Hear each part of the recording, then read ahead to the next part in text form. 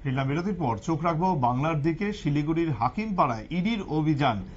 বৃহস্পতিবার 16 নম্বর ওয়ার্ডের খেলাঘর মোড় সংলগ্ন এলাকায় ওষুধ ব্যবসায়ী সহদেব ঘোষের বাড়িতে ইডির আধিকারিকরা হানা দেন। সহদেবের পাশাপাশি ওই বাড়িতে থাকেন তার ভাই পরিমল ঘোষ, আনন্দ ঘোষ, আরেক ভাই বাসুদেব থাকেন না। ইডি সূত্রের খবর, রাজ্য জুড়ে ভুয়ো এনআরআই শংসাপত্রের বিরুদ্ধে যে অভিযান চালানো হচ্ছে তারই অংশ হিসেবে এদিন শিলিগুড়িতে তদন্তে যান কেন্দ্রীয় সংস্থার আধিকারিকরা।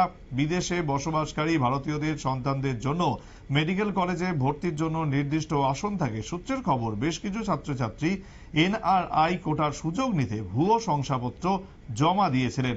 ইডির আধিকারিকরা মনে করছেন এই জালিয়াতিতে একটি বড় চক্র জড়িত, যারা মোটা টাকার বিনিময়ে এই ধরনের ভুয়ো শংসাপত্র তৈরি করত। ব্যাংক অ্যাকাউন্ট এবং টাকা লেনদেনের হিসেব খতিয়ে দেখছে ইডি। এই দুর্নীতিতে তদন্তে এদিন শিলিগুড়িতে অভিযান চলেছে।